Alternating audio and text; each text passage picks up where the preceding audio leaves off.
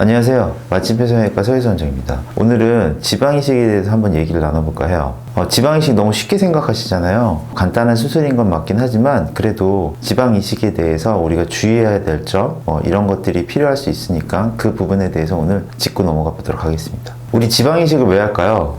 첫 번째 이유는 꺼진 부분을 채우기 위해서 지방이식을 하는 거죠. 굳이 근데 지방이 아니어도 뭐 필러라든지 아니면 뭐 콜라겐 부스터, 보톡스 이런 것들로도 어느 정도 효과를 낼 수 있는 건 사실이에요. 근데 왜 굳이 사람들은 그런 게 나와 있음에도 불구하고 아직까지 지방이식을 버리지 못하고 계속 하고 있는 걸까요? 그건 지방이식만이 가지고 있는 메리트가 있어서 그래요. 예를 들어서 우리가 이마라든지 이런 부위에 지방을 넣을 때 보통 한 30에서 한 40cc 정도 넣게 되거든요. 그런데 필러로 그 많은 부위를 다 채우려고 한다면은 가격적인 측면에서 필러 비싸잖아요. 한 대 국산이면 모르겠지만 외제 필러 같은 경우에는 1cc당 거의 만 20만원짜리도 있고 막 그러거든요. 그리고 또 가격도 가격이지만 채워오르는 효과가 좋지는 못해요. 스킨 타이트닝이나 약간 함몰된 부위 이런 부위에 대해서 효과는 좋을 수는 있겠지만 만약에 내가 심하게 함몰이 돼 있다든지 이거를 확실하게 올려줘야 할 때라든지 이럴 경우에는 지방이 제일 메리트가 있는 거죠. 저 같은 경우에는 지방과 필러를 골고루 사용하는 걸 추천을 드리는데, 예를 들어서 소량의 용량이 필요하고 확실하게 단단함을 주려고 하는 부위가 있다면은 그거는 필러가 오히려 더 이득이 될 수가 있는 거예요. 그래서 그 사용하는 부위, 사용하는 위치에 따라서 우리가 적절하게 그 지방을 선택할 건지 필러를 선택할 건지 아니면 콜라겐 부스터를 선택할 건지 이거를 적절하게 나눠서 선택을 하는 게 더 중요하다고 생각해야 돼요.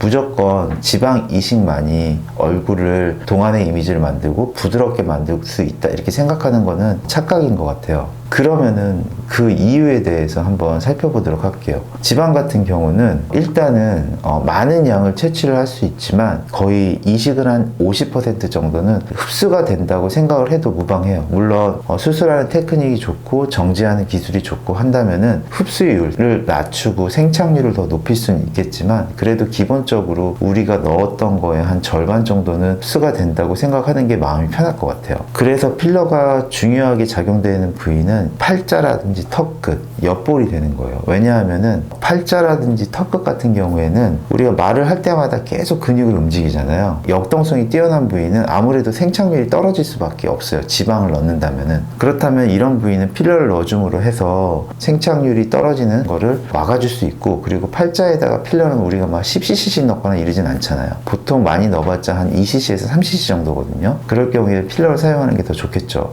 하지만 지방 같은 경우에는 제가 말씀드렸지만 절반 정도, 이 정도 흡수된다고 보통 가정을 하기 때문에 1차를 넣고 난 다음에 2차, 보통 한 달에서 2달 이후에 다시 2차를 넣어야 되는 작업을 한 번 더 해줘야 돼요. 지방이식의 가장 첫 번째는 어디서 지방을 뽑느냐예요. 사람마다 근데 너무 달라요. 지방이 어느 부위에 많이 있는지가 다 다를 거잖아요. 그러니까 채취 부위는 그거를 보고 결정을 하게 돼요. 근데 일반적으로 동양인 여성분들 같은 경우에는 하복부에 지방이 많은 경우가 별로 없어요. 보통 우리가 지방 채취로 많이 사용하는 거는 이 허벅지 안쪽, 이 하복부 이 두 개를 많이 사용하긴 해요. 첫 번째로 우선순위가 되는 경우는 이 허벅지 아래쪽을 좀 많이 사용을 하죠. 보통 여기에다가 구멍을 뚫어요. 비키니 라인 안쪽 여기.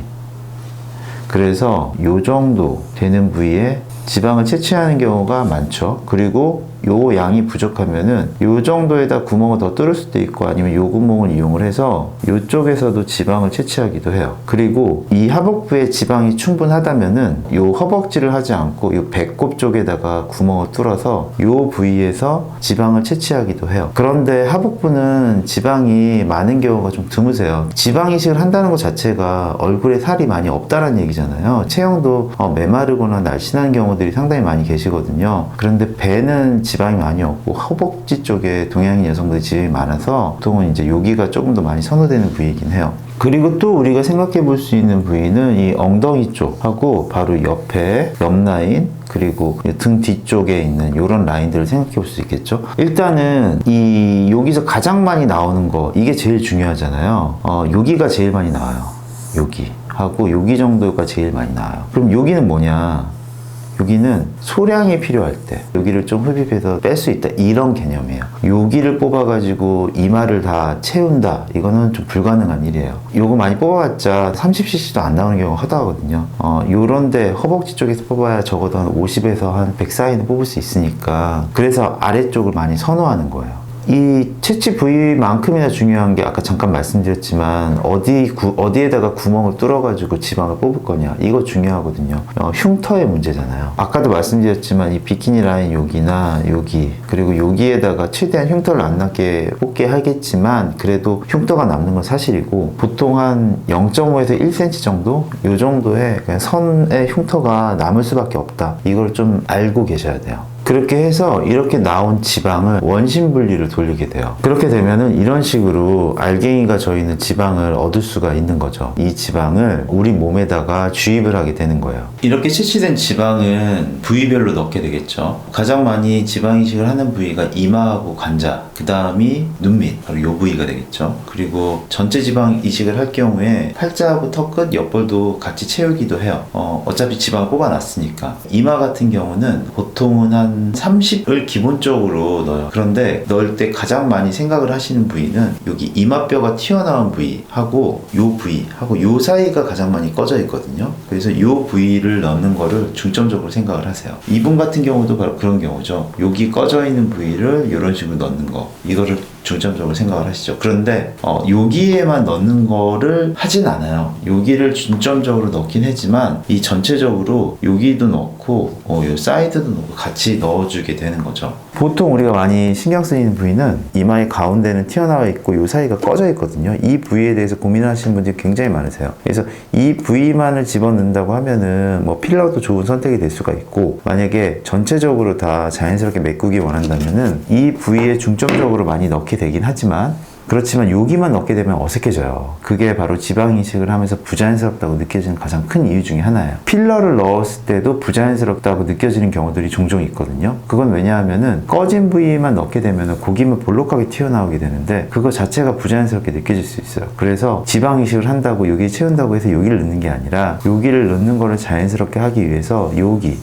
위쪽과 이 눈썹과 더불어서 전체적으로 같이 넣게 되는 거예요. 그리고 또 하나는, 이 부자연스럽다고 느껴진 또 하나의 이유는 뭐냐면은 눈썹 외측을 기준으로 해서 여기에만 집어넣게 되면은 여기만 뽕긋하게 나오고 여기는 오히려 꺼져 보이거든요. 그래서 여기를 넣으면서 동시에 같이 이렇게 넣어줘야지 이게 자연스럽게 물 흐르듯이 연결이 돼요. 그래서 이 이마나 관자 쪽에 필요한 양이 한 30에서 한 50 정도는 돼요. 많은 양이 들어가죠. 그리고 또 많이 넣으시는 부위 중에 하나가 바로 이 눈물꼬랑이에요. 그런데 실제로 눈물꼬랑에다가 지방을 다이렉트로 거기에만 넣지는 않아요. 이 눈물꼬랑이 바로 이 부위, 아나 하연에 해당하는 부위거든요. 이 부위 위쪽으로도 같이 지방을 넣으면 자연스럽게 되겠구나, 이렇게 생각을 하시는데 실제로는 이 위쪽은 안구 안쪽이에요. 그래서 여기에다가 지방을 잘못 넣게 되면은 여기가 몽우리지가 지면서 블룩블룩 튀어나오게 되거든요. 그래서 보통은 이 눈물꼬랑을 기준으로 해서 눈물꼬랑을 포함해서 이 아래쪽, 요 꺼져 있는 부위, 바로 요 부위에 해당하는 거죠. 요 부위에 지방을 넣게 돼요. 이 부위 같은 경우에는 보통 한 3에서 한 5cc 정도 집어넣게 되고, 이 외측에 이제 꺼져 있는 부위라든지 팔자 이런 데도 마찬가지로 한 3에서 5cc 정도, 턱끝 같은 경우에도 뭐 많이 넣으면 3에서 5cc 정도, 이 정도 넣게 돼요. 결론적으로 보면은 이런 부위들은 전부 다 뭐 한 20cc, 많이 넣어도 20cc를 넘어가진 않죠. 하지만 여기 같은 경우에는 30에서 50 정도 집어넣게 되는 거니까 거의 대다수의 지방이 이마나 관자 쪽에 들어간다고 볼 수 있어요. 이렇게 지방 이식을 하고 나서 흡수가 돼서 없어지는 부분은 그냥 생각하지 말고, 생착이 돼서 남는 부위 보통 한 절반 정도에 해당한다고 생각을 하시면 되고, 그걸 이제 2차 뭐 많으면 3차까지 걸쳐가지고 또 이렇게 추가하기 때문에 나머지 생착된 부위들은 우리 몸에 있는 지방하고 똑같이 작용을 하는 거예요. 그래서 우리가 살이 찌거나 뭐 살이 빠지거나 이럴 때 맞춰서 동시에 약간씩 변화를 일으키게 돼요. 또 하나 많이 궁금하시는 것 중에 하나가, 지방 이식을 하게 되면은 마치 이렇게 풍선에 바람 빠진 거에 우리가 이렇게 훅하니 공기를 집어넣으면 팽팽하게 되잖아요. 그래서 팽팽하게 되는 효과, 이거를 얻기 위해서 지방 이식을 하는데, 어떤 분들 같은 경우에는 지방 이식을 하고 난 다음에 살이 처졌다, 오히려 불처짐이 더 생겼다, 이렇게 말씀하시는 분들도 많이 계세요. 그런 이유의 가장 큰 게 바로 여기에 있어요. 이 부위에 지방을 너무 과다하게 주입하게 되면은 결국엔 지방도 중력의 영향을 받잖아요. 그러니까 이 아래로 좀 처질 수밖에 없어요. 물론 여기에 넣은 지방이 나중에 시간이 지나서 막 여기로 이동하고 이런 건 절대 아니에요. 그런 건 아닌데 이 무게감 때문에 살이 약간 거죽이 늘어나게 되고, 여기에는 우리도 지방을 넣은 건 아니잖아요. 여기에만 넣었다고 가정을 한다면은 여기에 너무 많은 양을 집어넣게 되면은 이게 살이 이렇게 아래로 밀려 내려오면서 더 내려가는 증상을 보이시는 경우들도 있어요. 그거는 다 그런 게 아니라 피부의 탄력도가 떨어지시고 피부가 약간 늘어지는 체질이시고, 늘어져가지고 이렇게 내려오면서 팔자주름이 깊게 패이시는 분들일 경우에는 그런 현상들이 더 잘 일어나고도 해요. 보통 이렇게 지방 이식을 하게 되면은 붓기도 되게 많이 고민하시거든요. 붓기 같은 경우에는 그래도 한 일주일 정도는 빵빵하게 부어 올라오는 것 같아요. 부어 올라오다가 그게 이제 자리를 잡는데 보통 한 달 정도 생각을 하셔야 되고, 그 붓는 기간은 한 달 내내 붓는 건 아니고 보통은 한 1, 2주 이내로 빵빵하게 부어오르는 거는 다 없어지는 것 같고, 그리고 나머지 1, 2주 이후로 2, 3주에 걸쳐서 자리를 잡아가기 때문에 토탈 한 달 정도 생각하시면 돼요. 또 지방 이식을 하시면서 가장 많이 물어보신 말씀 중에 하나가, 지방 이식을 통해서 V라인이 될 수 있느냐. 그거는 정말 사람마다 다른 것 같아요. 예를 들어서 안면, 광대라든지 턱이라든지 이게 이제 많이 도드라지신 분들 있잖아요. 이게 많이 도드라져 뼈에 윤곽선이 많이 튀어나와서 사각형의 모양으로 되신 분들, 이런 분들은 별로 좋지 않아요. 하지만 피부의 탄력도가 좋으면서 뼈의 윤곽선이 살짝 드러나 있으면서 그리고 꺼져 있으신 분들, 그런 분들한테는 지방 이식이 매우 효과적이죠. 지방 이식하고 난 다음에 관리는 어떻게 할까요? 저는 일단은 경락 마사지는 6개월 동안 금지, 그리고 주무실 때도 절대로 엎드려서 주무시면 안 된다고 얘기를 드려요. 이 지방이 아까 제 처음에 보여준 사진에서 보셨겠지만 되게 물컹물컹하고 흐느적흐느적하는 조직이에요. 필러처럼 이렇게 단단한 게 아니거든요. 그렇기 때문에 고기 안에서 자연스럽게 생착이 돼서 마치 내거 지방처럼 되기 위한 과정이 필요해요. 그 과정을 길게 보면 6개월이라고 할 수 있겠지만 짧게 보면 크리티컬한 타임은 한 1, 2개월 정도 되거든요. 그 사이는 웬만하면은 누르지 않는 게 좋아요. 실제로 지방 이식하고 난 다음에 이렇게 누르잖아요. 그러면은 그 사이가 이렇게 우리 찰흙을 누르듯이 함몰된 것처럼 이렇게 딱 들어갔다가 다시 이렇게 옆에 이렇게 매만지면 이렇게 나오는 경우도 상당히 많아요. 그러니까 그 부위를 막 압력하거나 막 엎드려서 주무시거나 이러면 절대 안 되죠. 지방 이식이 이렇게 좋은 점만 있는 건 아니에요. 부작용들도 많이 있어요. 제일 큰 부작용은 뭐냐 하면은 지방 이식을 넣었는데 감염이나 염증이 생기는 경우예요. 채취한 지방을 제대로 다 처리하지 못하고 이 과정 중에 균이 들어갔다고 하면은 당연히 그 부위에 염증이 생기겠죠. 그러면 나타나는 증상은 붉게 바뀌던지, 아니면은 그 채취한 지방이 너무 오래돼서, 보통 지방을 한 번에 다 많은 양을 채취한 다음에 1차를 넣고 나머지 양을 얼려요. 냉동을 시킨 다음에 2차를 넣을 때, 한두 달 있다 2차를 넣을 때 그걸 해동을 시킨 다음에 그걸 다시 넣게 되거든요. 근데 그 채취한 지방을 제대로 잘, 냉동한 지방을 제대로 잘 보관하지 못했던지, 아니면은 보통은 한 6개월 정도 기간을 두고 6개월까지는 괜찮다고 얘기를 하지만 그렇게까지 오래 기다려서 넣진 않아요. 저 같은 경우에는 채취한 지방은 보통 한 3개월 이내, 2개월 이내에 빨리 집어넣도록 하는 편이거든요. 왜냐하면은 냉동한 기간이 오래되면 오래될수록 생착률이 떨어져요. 그래서 빠른 시간 내에 넣도록 하는데, 그 채취한 지방 자체가 상태가 좋지 않은 경우에는 지방 자체가 괴사를 일으키기도 해요. 괴사라는 건 뭐냐면, 쉽게 생각하면은 지방이 물처럼 변하면서 그냥 썩은 물처럼 변한다? 물처럼 변하면서 흐무적 거린다고 생각하시면 돼요. 그러면은 그 넣은 지방이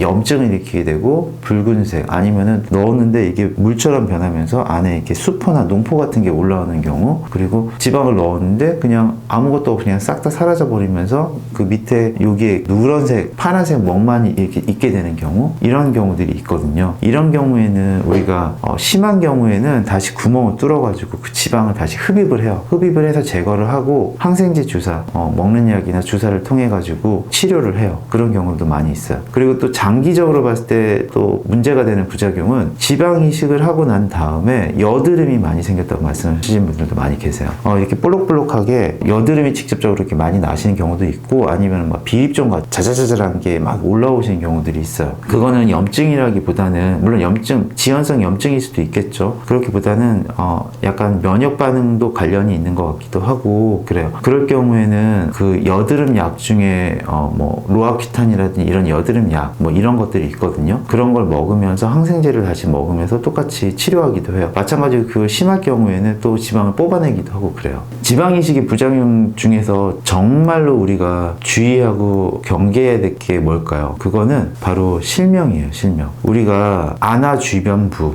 바로 이제 여기를 얘기해요. 눈 위라든지 이마라든지 이런 부위에 지방을 넣을 때 가장 조심해야 될 게 실명이에요. 가장 심하게 작용되는 부위가 바로 이제 필러잖아요. 보통 코필러를 맞이고 나서 실명이 됐다는 뉴스 기사들 종종치 않게 우리 보시잖아요. 그게 제일 무서운 부작용 중에 하나예요.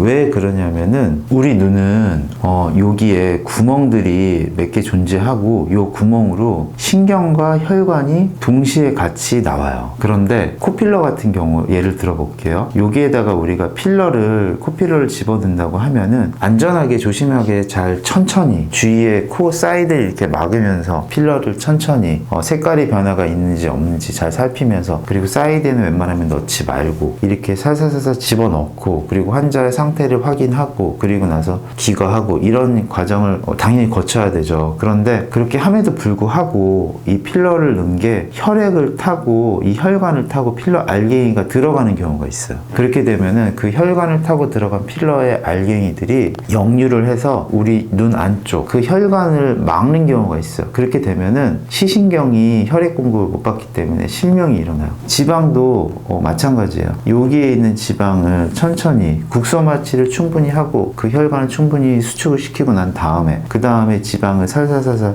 적당량을 넣어가면서, 너는 이런 주의를 당연히 기울여야죠. 기울이는데도 정말 어쩔 수 없는 경우에 이런 지방 알갱이도 마찬가지 타고 들어가면서 거기에 실명을 일으키는 경우들이 간혹 있어요. 간혹 드물게, 아주 드물게 있어요. 그래서 이런 부작용들이 있다는 거 너무 무섭죠. 그런 일들도 발생하는 경우들이 있다. 이거에 대해서도 알고는 있어야죠. 오늘은 간단하게 지방 이식에 대해서 좀 얘기를 드렸는데요. 기본적으로 가지는 생각은 지방 이식이 만능은 아니에요. 그리고 필러가 지방 이식보다 더 아래에 있고 그렇진 절대 않아요. 그거는 결국에는 우리 얼굴에 볼륨을 채워주는 거고, 볼륨을 채워줘서 어떻게 보면 우리가 동안의 이미지를 갖게 만들려고 하는 시술 중에 하나잖아요. 그렇게 목적은 지방 이식을 할 목적이 아니라 내 얼굴에 볼륨감을 줘서 동안의 이미지를 만들려고 하는 게 목적이기 때문에 그 부위에 맞게 적절하게 선택을 하는 게 중요하다고 생각을 하셔야 돼요. 예를 들어서 지방이 볼륨을 많이 채워야 할 부위에 대해서 좋은 이펙트를 주지만, 만약에 내가 살짝만